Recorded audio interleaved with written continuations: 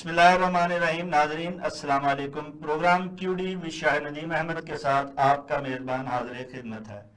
ناظرین، پاکستان سیاسی و معاشی استحکام کی راہ پر گامزن ہے اور پاکستان کا ازلی دشمن بھارت پاکستان کے استحکام کو سبوتاش کرنے کا کوئی موقع ضائع نہیں کر رہا ہے. بھارت نے پلوامہ ڈرامے کے بعد ایک اور پہلگام ڈرامہ رچا دیا ہے. بھارت نے پلوامہ میں اپنے ہی 44 بندے مارے تھے. اس بار پہلگام میں 28 بندے مار دیے ہیں اور اس کا سارا الزام پاکستان پر عائد کرتے ہوئے سندھ طاس معاہدہ معطل کر دیا ہے. اس کے ساتھ بھارت میں موجود تمام پاکستانیوں کو ملک چھوڑنے کا حکم بھی دے دیا ہے. اٹاری چیک پوسٹ اور واہگہ بارڈر کو بھی بند کرنے کا اعلان کر دیا ہے.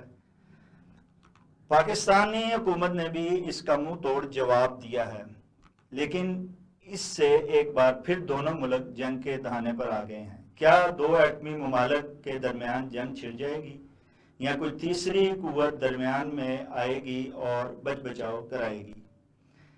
اس بارے جاننے کے لیے آج ہم نے معروف سینئر کالونی نگار، تجزیہ کار، ریسرچ اسکالر جناب ڈاکٹر نعیم مسعود صاحب کو دعوت دی ہے.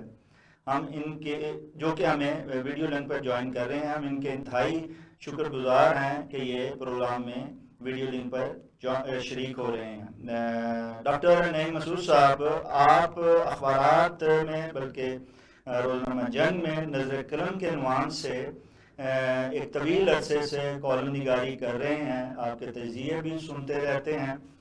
آپ کی پاک بھارت تعلقات اور کشیدہ حالات پر گہری نظر ہے.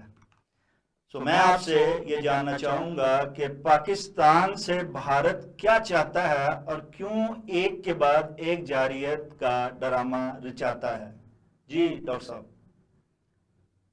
تھینک یو ویری مچ شاہد ندیم صاحب، میں آپ کا بڑا شکر گزار ہوں، اور یہ آپ کا بڑا پن ہے کہ آپ نے میرے کام کی، میرے کالموں کی بات کی. میں آپ کو بتاتا چلوں کہ جب میں نوائے وقت میں لکھتا تھا، کوئی 10 سال لکھا، تو اس وقت نظر قلم تھا میرا عنوان، اور آج کل نظر کش ہے. اچھا. سو میں نے کہا میں یہ تھوڑی سی بات کر دوں. آپ کا سوال بڑا اہم ہے ڈاکٹر صاحب. کچھ اس طرح ہے کہ ہمارے دوست باتیں کر رہے ہیں، ہمارے ماہرین باتیں کر رہے ہیں کہ کیا پاکستان اور انڈیا کے درمیان جنگ چھڑنے والی ہے یا جنگ چھڑ گئی ہے، مستقبل میں کیا ہونے والا ہے. اس تناظر میں ایک دو باتیں کروں گا، پھر آپ کا سوال کا جواب، دیگر سوالوں کا جواب بھی سامنے آئے گا. میں گزارشات آپ کے سامنے رکھوں گا، کوشش کروں گا کہ آپ کی امیدوں اور آپ کی ویژن کے اوپر میں پورا اتر سکوں. پہلی بات یہ ہے کہ دیکھیے، جنگ آج کے دور میں، اس جدید دور میں جنگ ہے کیا. جب پاکستان اور بھارت کی بات کرتے ہیں تو یہ سمجھ لینا چاہیے کہ ٹیکنالوجی کے اعتبار سے، جوہری توانائی کے اعتبار سے پاکستان اور بھارت ہم پلہ ہیں.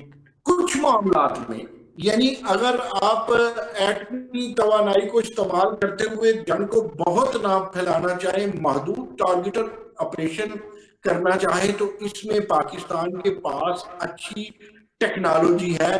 یہ میں پورے وثوق کے ساتھ اور پورے اعتماد کے ساتھ آپ کے سامنے یہ عرض کر رہا ہوں. دوسری بات یہ ہے کہ اب کنونشنل وار کا اس طرح دور نہیں ہے جو کبھی ماضی میں شمشیر زن ہوتے تھے، جو کبھی گھوڑوں کی دور ہوتی تھی. اب وہ شمشیروں کی جنگ تو ہے نہیں ہے. اب جنگ ہے آپ کی اکنامکس کی، آپ کی سائیکالوجی کی، اور اب جنگ ہے آپ کی ضروریات کی، بلکہ اب جنگ بن گئی ہے نظریہ ضرورت کے تحت. اب مجھے یہ تو نہیں لگتا کہ پاکستان اور جو بھارت ہے یہ کسی جوہری توانائی کے استعمال میں آمنے سامنے آئیں گے. پھر تو یہ عالمی جنگ چھڑ جائے گی. یہ تو پھر تیسری عالمی جنگ ہوگی، جس کو کچھ قوتیں چاہتی بھی ہیں کہ مشرق وسطیٰ سے اس کا رخ پاکستان اور بھارت کی طرف کر دیں.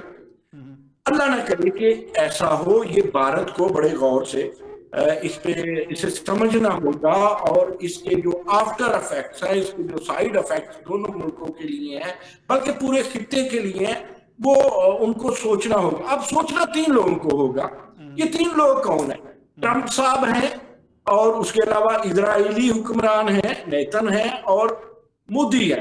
ان تینوں کا ٹرائکا ہے، اس کی اپنے اپنے مقاصد ہیں. کسی کو چائنا سے تکلیف ہے، کسی کو آپ کو پتا ہے فلسطین سے تکلیف ہے، اور کسی کو پاکستان سے تکلیف ہے.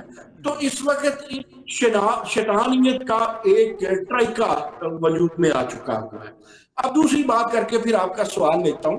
یہ جو آج کل چل رہا ہے جسے آپ کہتے ہیں جی فالس فلیگ آپریشن، یہ فالس فلیگ آپریشن کو بڑے 2-3 اگر لفظوں میں ہم اس کو بیان کریں تو یہ ایک ایسی جارحیت کا دریچہ کھول رہا ہے جس میں ایک ریاست یا اس کی کچھ قوتیں یا اس کی ایجنسیاں اپنے بندوں کو خود ہی مارے، اور اپنے جو مقاصد ہیں انہیں پورا کرنے کے لیے اپنی دشمن ریاست پر ڈال دے، جو کہ بھارت کا بڑی دیر سے وتیرہ ہے. اس کا ایک مشہور واقعہ جب سے یہ معروف ہوئی، یہ فالس فلیگ جو آپریشن ہے، 1962 میں امریکہ میں حکومت تھی اس وقت جان ایف کینڈی کی. تو اس کی اس وقت جو وہاں کی ایجنسی تھی وہ چاہتے تھے کہ جو کیوبا کا صدر ہے اس کی حکومت ختم کی جائے. 3 آپشن انہوں نے جان ایف کینڈی کے سامنے رکھی کہ ہم اپنے صدر پر ایک حملہ کر دیں اور شور مچائیں. دوسری انہوں نے کہا کہ تیارہ اغوا خود ہی اپنا کر لیتے ہیں امریکہ کا اور اس پہ کافتروں پہ الزام لگا دیتے ہیں. تیسرا انہوں نے کہا کہ ہم اپنا جو ایک اس کے علاقے کے قریب جنگی طیارے کو جاتے ہیں اور اس پہ خود ہی حملہ کر کے کافتروں پہ ڈال دیتے ہیں، جس کو جان ایف کینڈی نے بگ نو کے ساتھ ریجیکٹ کر دیا. اب اس 1962 سے آج تک بھارت نے اس فارمولے کو، اس کلیے کو کتنا استعمال کیا آپ بھی جانتے ہیں، میں بھی جانتا ہوں. With the passage of time اور اس وقت کے ساتھ ساتھ جو میرے اور آپ کے مابین تھوڑی دیر چلے گا، آگے باتیں کھلتی رہیں گی. جی اچھا، جیسے آپ نے ذکر کیا اس وقت بھارت کو پہلگام ڈرامہ رچانے کی ضرورت کیوں پیش آئی، اور کیا اس سے بھارت اپنے مروجہ جو مقاصد ہیں کیا وہ حاصل کر پائے گا؟ آپ کا سوال اس کو میں 3 حصوں میں تقسیم کروں گا. پہلی بات یہ ہے کہ بھارت ہمیں بدنام کرنا چاہ رہا ہے، جو مسلسل کرتا ہے. اس نے ہماری بدنامی کو دنیا کے سامنے لانے کے لیے اور ہمیں برا ثابت کرنے کے لیے یہ غلیظ حرکت کی. ٹھیک. دوسری بات یہ ہے کہ اس غلیظ حرکت کو، جس کا عادی مجرم ہے بھارت، کو عالمی دنیا نہیں مانے گی. تیسری اہم بات یہ کہ ہم سندھ کے پانیوں پہ لڑ رہے ہیں، ہم پنجاب کے پانیوں پہ لڑ رہے ہیں. اسے پتا ہے کہ پاکستان کا جو داخلی سیاست ہے وہ داخلی سیاست میں بڑا آپس میں مقابلہ ہے، بڑا یدھ چل رہا ہے پاکستان کی پولیٹیکل پارٹیز. تو اس کا فائدہ اٹھانے کے لیے دشمن نے ہمارے اوپر وار کیا.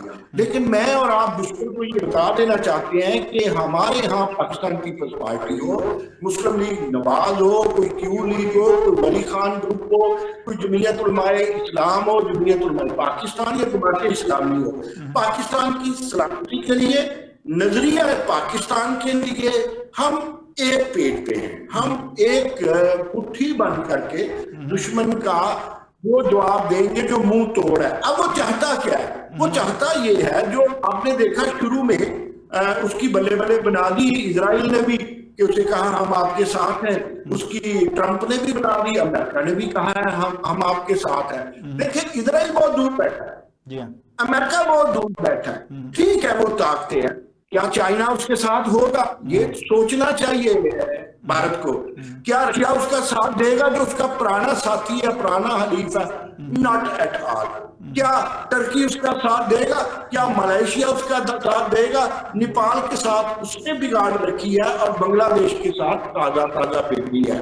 اور میں سمجھتا ہوں کہ جس طرف سے بھی آئے، جس ایکشن کی طرف بھی وہ قدم اٹھائے گا، پاکستان کی طرف سے اس کو اس ریاکشن کا جواب، ریاکشن سامنے آئے گا اور بھارت کو منہ توڑ جواب ملے گا.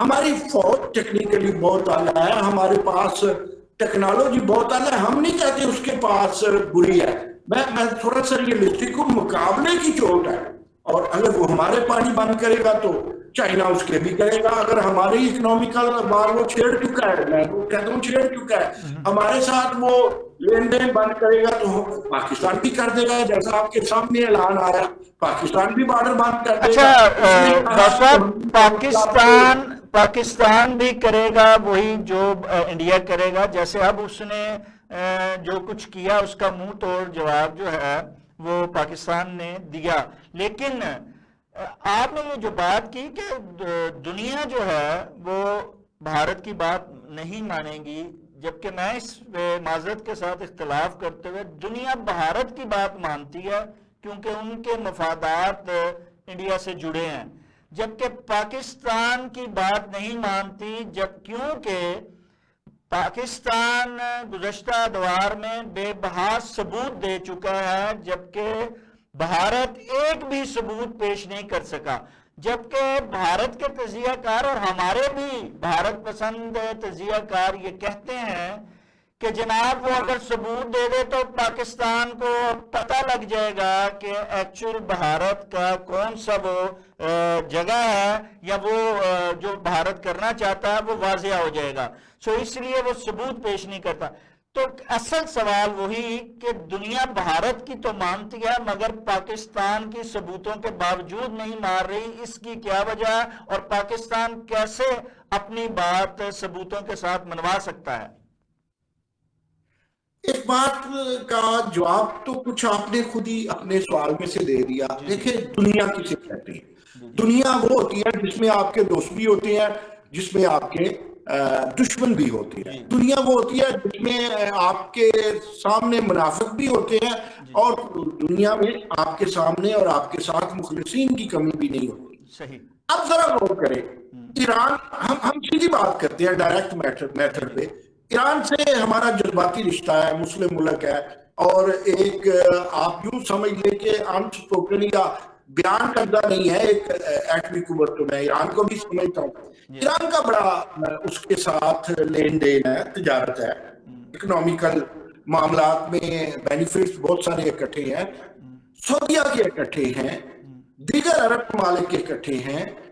آپ اس پہ بھی ہم کہتے ہیں کہ افغانستان میں جو راہ ہے وہ ہمیں خراب کر رہا ہے، آج نہیں کل بھی خراب کر رہا تھا۔ ان سب چیزوں کو آپ درست کہہ رہے ہیں۔ ہم یہ کہتے ہیں کہ چلیے جی، امریکہ جو ہے وہ چائنا کی وجہ سے انڈیا کے ساتھ کھڑا ہے، اسرائیل یہ سمجھتا ہے کہ ہم پاکستان اسرائیل پر براہ راست پاکستان سے بیٹھ کے اگر حملہ کرنا چاہیں تو ہم حملہ کر سکتے ہیں، اور یہ جو ہم حملہ کر سکتے ہیں یہ میزائل ہیں یا جو ہیں ڈائریکٹ ہے یا انڈائریکٹ میتھڈ ہے، اس سے آشنا انڈیا بھی ہے، اس سے آشنا امریکہ بھی ہے، اور اس سے واقف اسرائیل بھی ہے۔ اب اس میری بات پہ اگر آپ غور کریں تو وہ اسرائیل جو جان ہے، اس اسرائیل میں امریکہ کی جان ہے، اس نے تو اس کی طرف جانا ہے کہ ہم تو فلسطین کی بات کرتے ہیں۔ یہ جو کچھ لوگ ہیں نا جو بھارت نواز آپ پاکستان میں کہہ لیں، وہ اسرائیل نواز بھی ہیں، آپ غور کریں، وہ امریکہ نواز بھی ہیں، ذرا غور کیجئے گا، وہ پورے ٹرائکا نواز ہیں۔ تو انہوں نے تو بات کرنی ہے، انہیں کرنے دیجئے، لیکن کیا آپ دیکھیں چائنا جو ہے وہ آپ کے ساتھ بے وفائی کرے گا؟ اس کے بھی تو، اب میں نہیں کہتا کہ چائنا ہماری پھوپھی کا پتر ہے، لیکن چائنا کا بھی تو ہمارے ساتھ اکنامکس ہے۔ میں یہ کہتا ہوں کہ ایران کی بھی تو ہمارے ساتھ اکنامکس ہے۔ کیا ہمارے فضائی علاقے استعمال نہیں ہوتے؟ وہ اکنامیکلی یوز نہیں ہوتے؟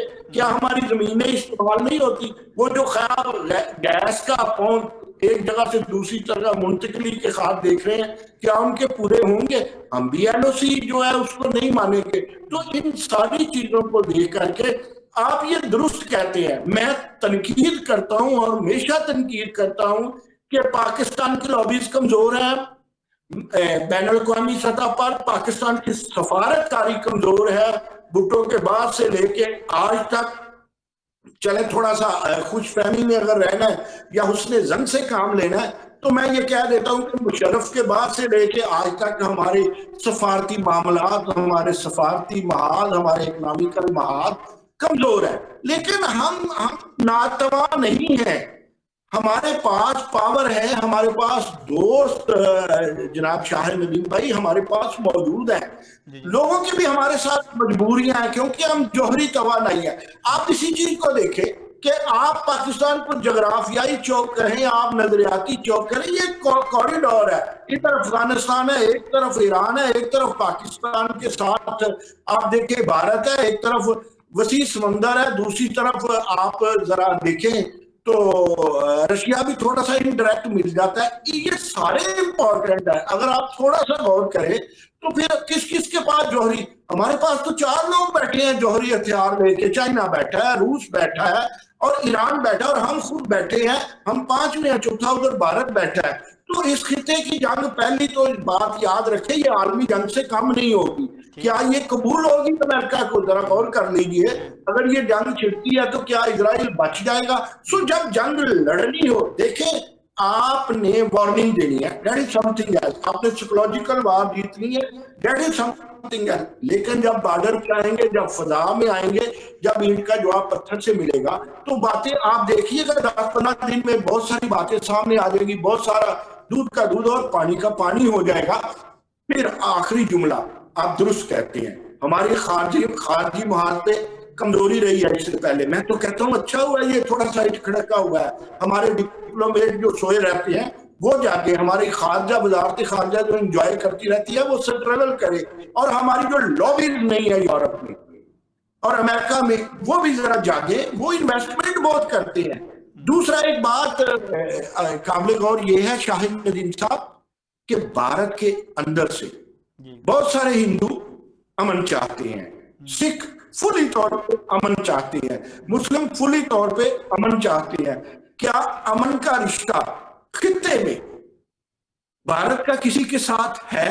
اس پہ ذرا غور کر لیجئے۔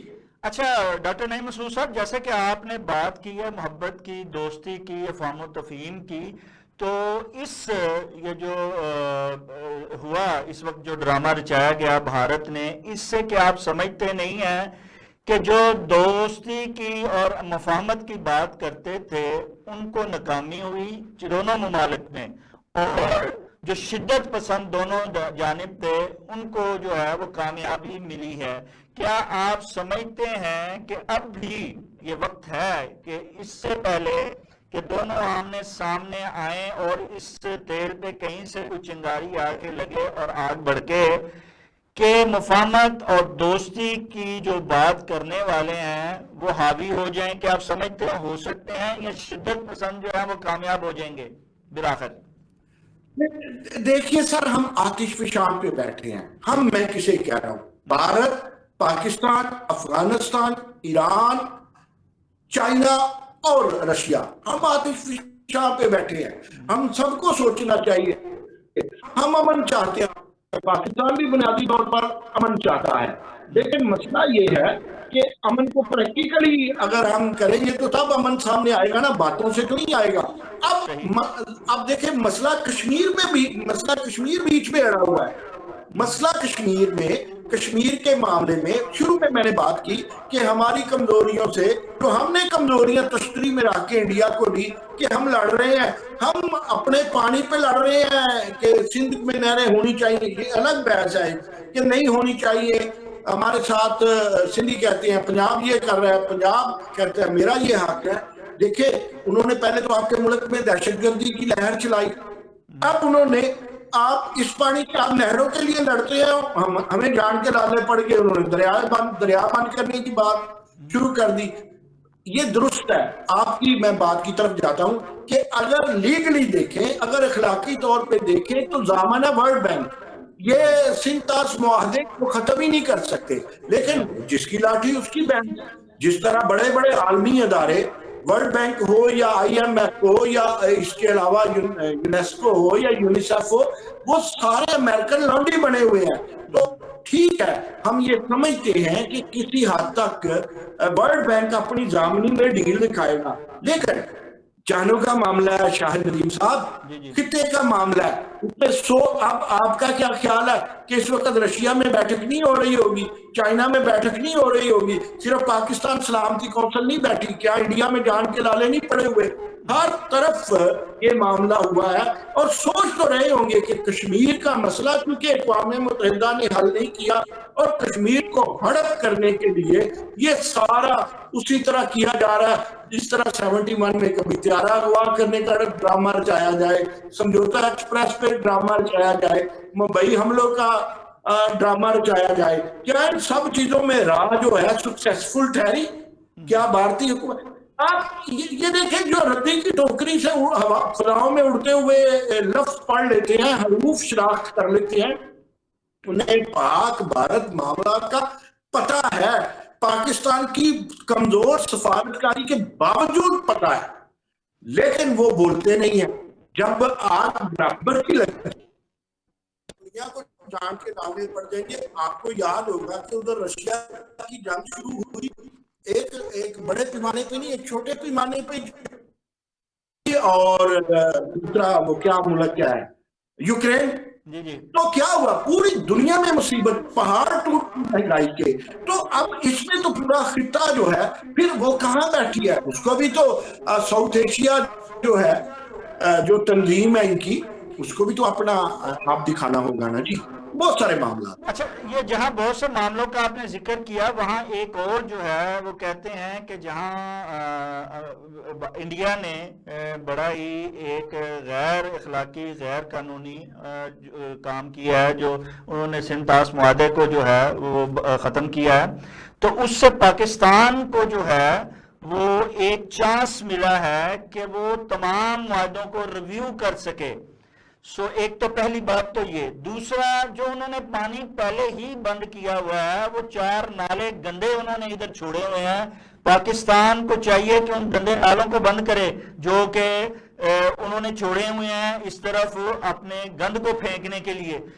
پاکستان کے پاس قدرت نے ایک دفعہ، انہوں نے تو اپنے طور پہ پاکستان کو جو ہے وہ پیاسا کرنے کی، خشک سال کرنے کا ایک جو ہے وہ حملہ کیا ہے، لیکن پاکستان کو ایک موقع ملا. کہ آپ سمجھتے ہیں کہ پاکستان نے جیسے منہ توڑ جواب دیا ہے ان کی اس میٹنگ کا جو انہوں نے کی، اور انہوں نے جو ہمیں اعلانات کیے، اسی طرح پاکستان نے اعلان کیا. اور کیا پاکستان عملی طور پر بھی ایسا کرنا چاہیے پاکستان کو، تاکہ عملی طور پر بھی بھارت کو منہ توڑ جواب مل سکے؟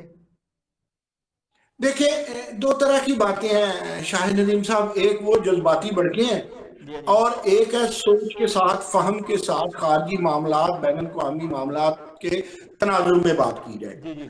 میں عرض کرتا چلوں کہ آپ دیکھیں، جب جیوگرافیکلی دیکھیں، قدرت کا بھی ایک نظام ہے. میں ایک آپ کو چھوٹی سی مثال دیتا ہوں. آپ کا دریائے کابل افغانستان سے نکلتا ہے، اور چترال کے قریب سے پاکستان میں انٹری ہے، افغانستان سے ان پاکستان. بل کھتا ہوا پھر ایک دفعہ چلا جاتا ہے افغانستان میں، وہاں سے واپس آ کے اٹک کے پاک سے پھر دریائے سندھ میں آ جاتا ہے. آپ دیکھیں کہ ایک دریا جو خشک سالی کا باعث بن سکتا ہے انڈیا کے لیے بھی، وہ چائنا ہے. چائنا نے کہا میں ڈیم بنانے لگا ہوں، لیکن چائنا نے کہا میں تو اس کو اپنی توانائی کے حصول کے لیے استعمال کروں گا، پانی نہیں روکوں گا. یہ بھی ماضی میں کہتے ہیں. اگر وہاں سے بڑی تیزی سے بل کھاتا ہوا دریا جو اوپر تبت سے آتا ہوا انڈیا میں جاتا ہے، اگر وہاں چائنا نے وہ بند کر دیا، آپ یقین کریں بھارت کا جتنا نقصان ہوگا اتنا شاید پاکستان کا نہیں ہوگا.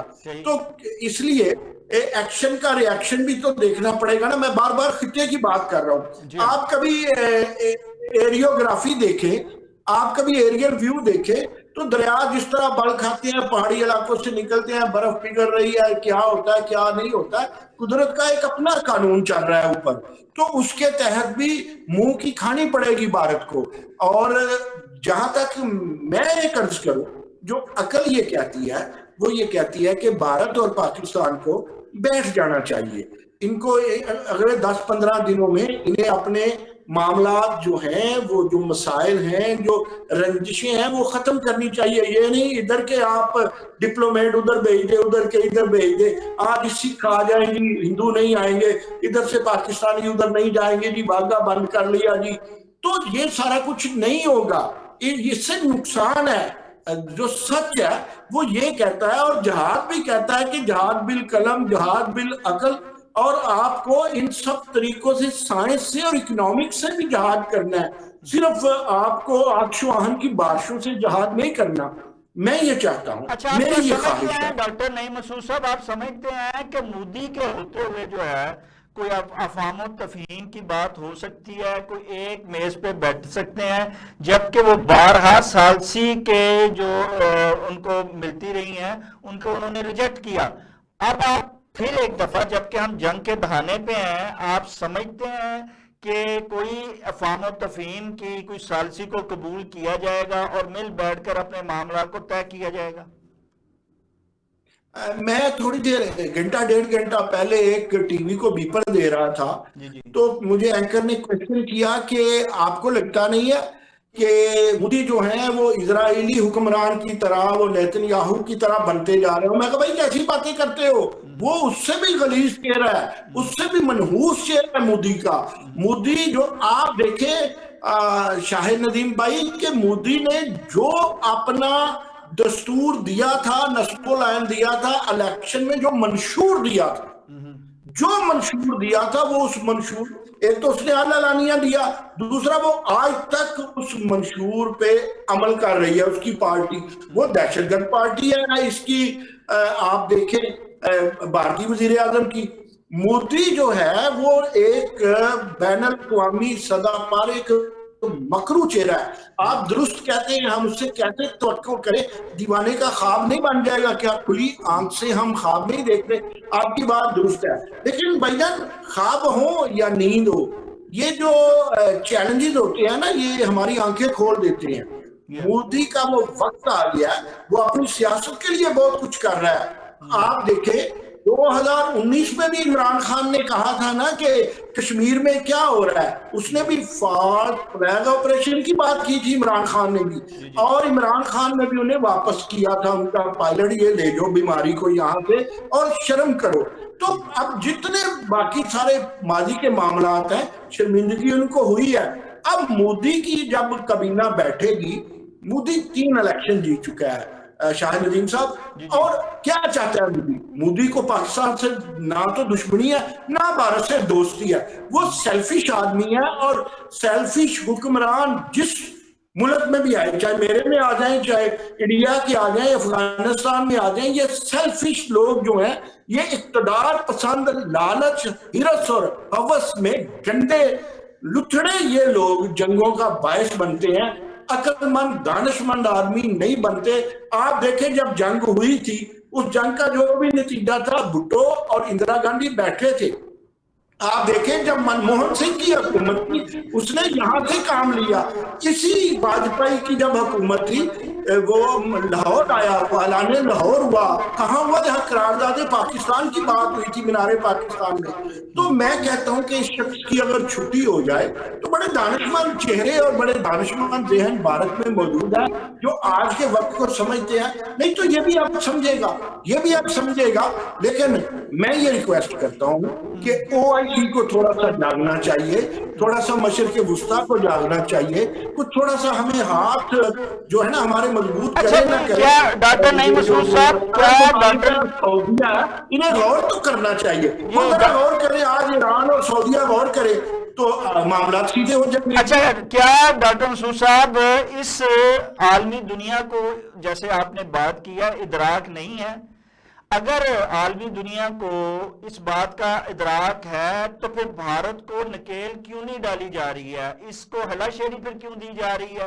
لیکن سوال کا اگلا حصہ، اگلا ہلا شیری دی بھی جا رہی ہے تو پاکستان غزہ نہیں ہے، پاکستان لیبیا نہیں ہے.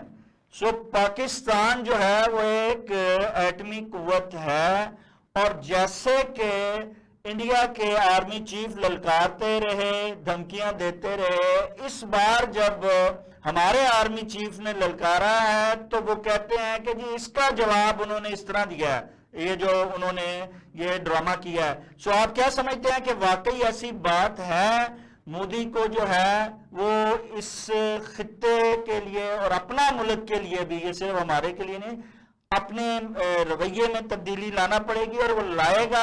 अगर नहीं लाता तो क्या आलमी कुव्वत उसके तब्दीली लाने के लिए उसे नकेल डालने की कोई कोशिश करेंगे? आपने एक सवाल में 4-5 सवाल किए, मैं कोशिश करता हूँ उनका मुख्तसरन जवाब दूं। पहली बात, मोदी की 3-4 दिन बाद कांग्रेस और दीगर जमातें आंखें खोल देंगी। जी जी।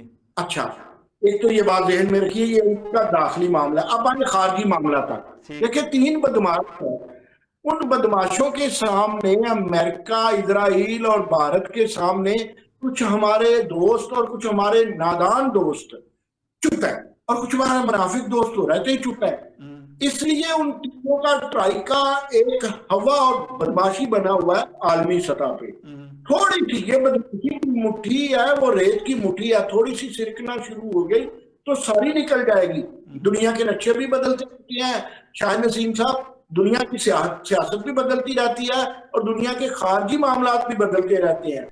अभी अपनी सतह की, महंगाई की और बहुत सारी जंगें जो छिड़ चुकी हैं अमेरिका के अंदर, उन्हें उन पे फोकस करना चाहिए। लेकिन याद रखिए कि इदराक सारी दुनिया को है। जो आपने इदराक की बात की है, यूरोप के कम अज कम ईस्टर्न और वेस्टर्न यूरोप के 6-7 मुल्क आपके लिए आवाज बुलंद नहीं करते, लेकिन आपको पता है जब फ्रांस बोलता है कुछ, वो बोलता है तो जर्मनी भी बोल सकता है, इसलिए यूके भी बोलेगा। अमेरिका और इजराइल का ये ट्राइका भारत का पूरी दुनिया के लिए थ्रेट बना हुआ है। ये तो चंद बाकी लोग हैं जो अफगानिस्तान में एक एलिमेंट है, या तो एक बड़ा आटे में नमक बराबर कोई ईरान में भी एलिमेंट बैठा है जो इन्हें सिंसियर या भारत को मुखलस समझते हैं। मैं फिर ये अर्ज कर दूं, पूरा भारत तशद्दुद पसंद नहीं है, ये एलिमेंट है बीजेपी का, वो तशद्दुद पसंद है। और जब बात खुलती है ना कि जब बिसात खुलती है, जब घोड़ा और मैदान सामने होते हैं, तो शाहिद नदीम साहब बहुत सारी बातें सामने आती हैं।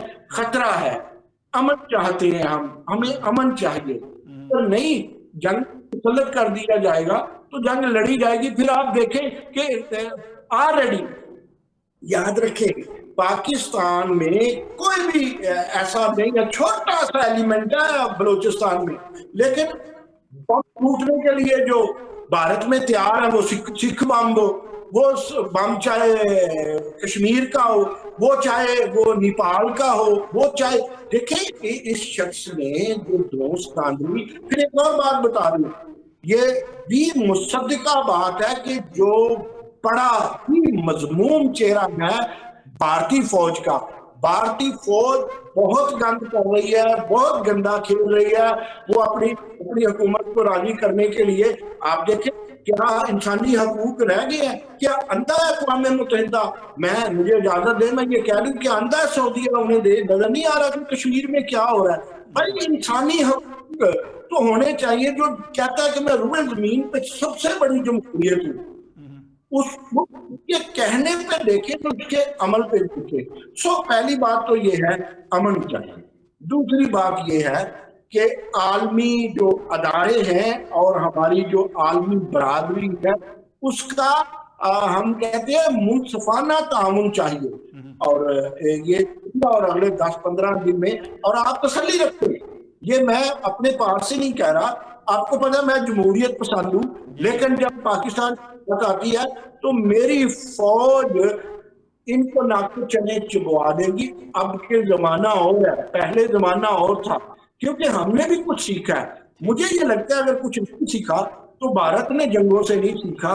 इसलिए आलमी बरादरी हो, वज़ीर आज़म पाकिस्तान हो, वज़ीर आज़म भारत हो, और दोस्तों जो सो कॉल्ड दोस्त है वो भी, और जो सिंसियर है, जो दोनों के सिंसियर है वो भी, इनको बिठाएं, वरना पूरी दुनिया जंग के गाने पे हो जाएगी जो आपने बताया। اچھا، آپ سمجھتے ہیں کہ پہلگام، آخری سوال، آپ سمجھتے ہیں پہلگامہ سے جو ہمارے ہاں سیاسی عدم استحکام اور دیگر استحکام جو تھے وہ اب استحکام میں بدلتے جا رہے ہیں؟ قوم، اہل سیاست اور تمام حلقے جو ہیں وہ اس ڈرامے کی وجہ سے آپ کو متحد ہوتے نظر آ رہے ہیں۔ آپ سمجھتے ہیں کہ قوم جو ہے پاکستانی ایک بار پھر متحد ہو جائے گی اور دشمن کو منہ توڑ جواب دے پائے گی؟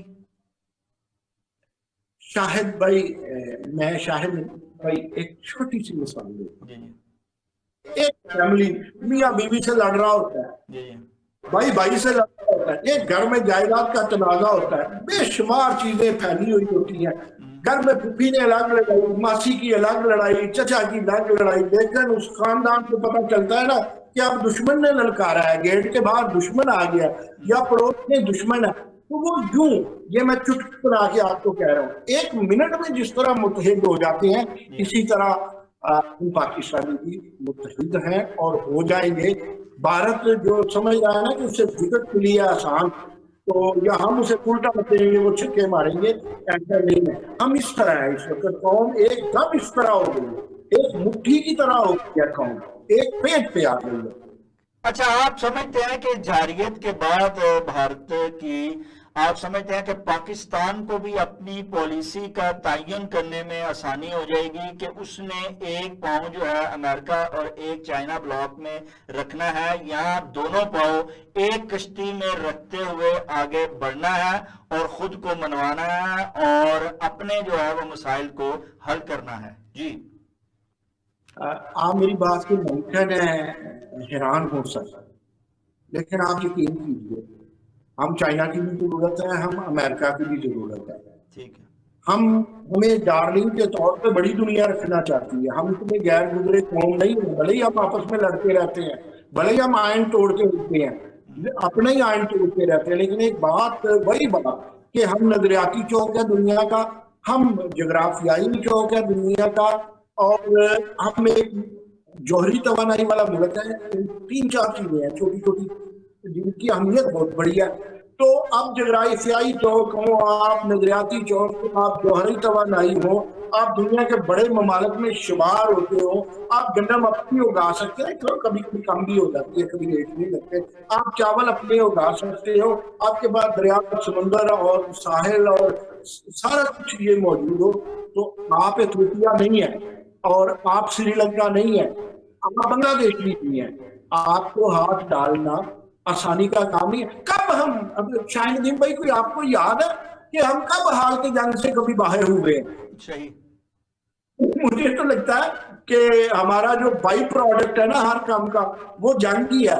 جنگ پہ چیلنجز ہے، اگر یہ چیلنج ہمارے گلے میں ڈالے گا، انڈیا ڈال لے، امریکہ ڈال لے، اور چاہے کوئی اور ڈال لے، ڈاکٹر نعیم باقی مسعود وہ صاحب، ہم اسی لیے تو ڈارلنگ ہیں کہ ہمیں ہمارے، جی جی ایک جملے میں وہ جو آپ شاید واضح نہیں ہو سکا، ہم ضرورت ہے امریکہ کی، اور ہم ضرورت ہے یورپ کی بھی، اور ہم ضرورت ہے رشیا چائنا کی بھی۔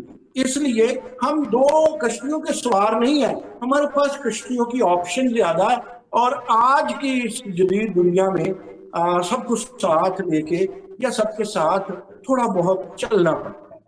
اچھا، آپ کیا سمجھتے نہیں ہیں کہ ہمیں بیرونی پالیسیوں کو ریویو کرنے کے ساتھ اپنی اندرونی پالیسی کو بھی ریویو کرنا پڑے؟ یہ موقع ہے کہ ہم جہاں اکٹھے ہو رہے ہیں، متحد ہو رہے ہیں اپنے ازلی دشمن کے سامنے اور اس کے ساتھ مقابلے کی تیاری کر رہے ہیں ہر حوالے سے، تو کیا آپ سمجھتے نہیں کہ اندرونی طور پر بھی ہمیں اپنے سیاسی جو ہے عدم استحکام کو استحکام میں بدلنے کے لیے اور دنیا کو دکھانے کے لیے اپوزیشن لیڈر کو بھی ایک جو ہے وہ ایک کانفرنس جو ہے وہ سب کی ہونی چاہیے اور اس میں اس کو شامل کرنا چاہیے تاکہ دنیا کو یہ پتہ لگے کہ یہاں ایک سیاسی ہر طرح کا استحکام ہے اور یہ قوم جو ہے اپنے دشمن مقابلہ کرنے کے لیے تیار ہے؟ جی آپ اب آگے پروگرام کے آخری حصے میں سیاست کی طرف، میرے بھائی میں ڈیموکریٹ ہوں، میں کسی عمران خان، کسی آصف علی زرداری کا پابند سلاسل ہونا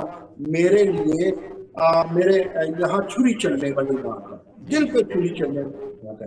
میں کہتا ہوں جمہوریت کہتی ہے مکالمہ. عمران خان کو بھی باہر ہونا چاہیے, زرداری کو بھی یہ غلط اندر دیتے تھے.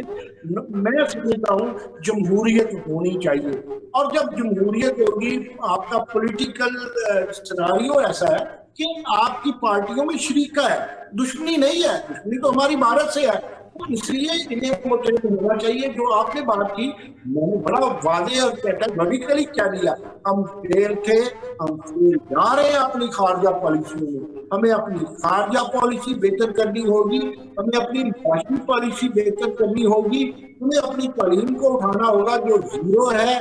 ہم بڑے خوش ہیں کہ جی ہم نے یہ مہنگائی کم کر لی. مہنگائی کی بھی آپ نے تھی کم, آپ نے کیا کیا؟ آپ نے چیز 100 روپے, آپ نے 20 روپے کی چیز پہلے 100 روپے کی چیز, 100 روپے کی وہ چیز آپ 80 روپے میں لے کے آپ کہتے ہیں ہم بڑا انقلابی ہیں. آپ درست کہتے ہیں. ہمیں پاکستان پیپلز پارٹی کو اس موجودہ حکومت کو, اس اپوزیشن کو اپنا کردار درست کرنا ہوگا.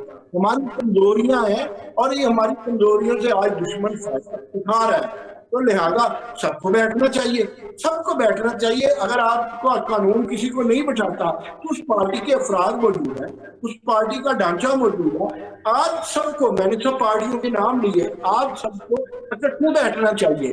آج اگر آپ ایم کو پھر سے قومی پی ٹی آئی کیوں نہیں, پیپلز پارٹی کیوں نہیں, ولی خان گروپ کیوں نہیں, ہم سب قومی ادارے میں ہیں, ہم سب قوم ہیں, اور ہم بہت حد تک کئی چیزوں میں غلط جا رہے ہیں.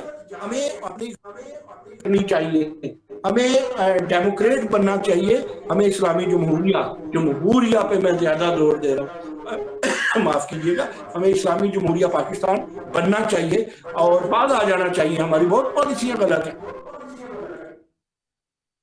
بہت شکریہ ڈاکٹر نعیم مسعود صاحب, آپ سے بہت سے خیالات سے جو ہے وہ استفادہ ہوا. ناظرین, ڈاکٹر نعیم مسعود جیسے اہل دانش جو ہے وہ نہ صرف آپ کو آپ کی کمزوریوں کی نشاندہی کرتے ہیں بلکہ آپ کے طاقتور حصوں کو بھی نمایاں کرتے ہیں. تو ہمیں اپنی طاقت کو جو ہے اس کو مزید طاقتور بنانا ہے, اپنی کمزوریوں کو دور کرنا ہے, اور یہ کمزوریاں تبھی دور ہوں گی جب ہم سارے ایک ٹیبل پر بیٹھیں گے, متحد ہوں گے اور دنیا کو دکھائیں گے کہ ہم ایک قوم ہیں. تو دشمن کی کبھی یہ جرت نہیں ہوگی کہ وہ ہمیں للکار سکے, ہماری طرف میلی آنکھ سے دیکھ سکے. ناظرین, اس کے ساتھ ہی پروگرام کا وقت ختم ہوا چاہتا ہے. اپنے میزبان شاہد ندیم احمد کو اجازت دیجیے. آپ کا, ہمارا, ہم سب کا اللہ نگہبان.